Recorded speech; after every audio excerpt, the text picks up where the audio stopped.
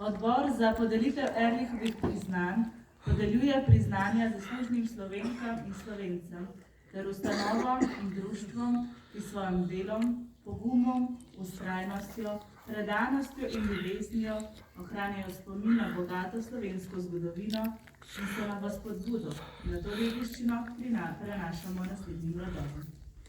V imenu odbora bo priznanje z medaljo izročil direktor družine, gospod Tone Rode. Letošnji prejemnik je France Cukjati. V njej s presumljivimi primeri motri ta fenomen, ki je s totalitarizmi posebej močno zaznamoval slovenskega človeka v 20. stoletju. France Cukjati letos zaključuje že drugi mandat kot predsednik Zbora za republiko, v katerem z modrim vodenjem povezuje vrsto intelektualcev in strokovnjakov za različna področja. Posebej moramo omeniti umetnike, s katerimi redno že več let bogatirijo zaveza.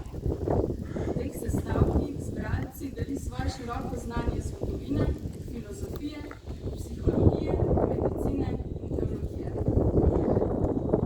Franceta Cukjatija krasijo tudi odlične značajske poteze. Široka in poglobljena izobrazba mu daje dodatno tiho suverenost, zaradi česar je vedno spoštljiv, prijazen in očetovsko sprejemajoč. Njegove sodbe pa so blage, a nikoli na škodo resnicoljubnosti, jasnosti in odločnosti. Naj zaključimo z njegovo mislijo o pomenu resnice. Totalitarni režim ustvari ozračje, v katerem ljudje ne morejo več razlikovati med resnico in lažjo, med dejstvom in manipulacijo. Nobenega oprijemljivega sidrišča nimajo več. Prepuščeni so poplavi laži, s tem pa tudi na milost in nemilost totalitarne oblasti. In ta oblast, naj bo formalna ali neformalna, ki je grajena na laži, ne bo padla, dokler ne bo padla laž. Spoštovani gospod France Cukjati, iskrene čestitke. Vabimo vas, da prevzamete Ehrlichovo priznanje z medaljo.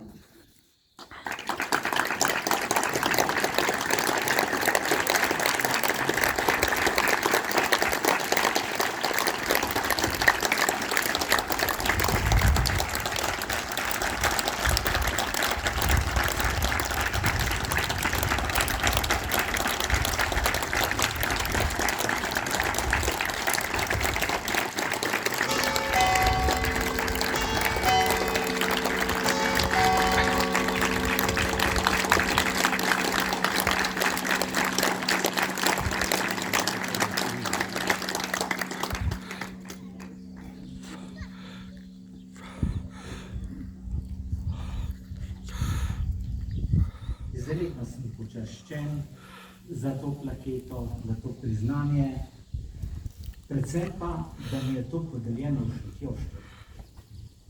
Bom povedal zakaj, če smem. Ko sem, kot ste slišali, pred 24 leti prišel na Vrhniko, prej sem bil Ljubljani, splošno zgodovino. Seveda, tukaj je bilo mnogo tudi terenskih obiskov pacientov po vaseh. Takrat smo še hodili splošni zdravniki na obisk, kjer če pacient ni mogel priti v ambulanto. In spremljal sem primere, ki so praktično že napovedovali smrt tedne, mesece, leta in so ostali doma, v domačem objemu in skrbi. In potem, ko je ugasnilo življenje, sem še enkrat prišel v družino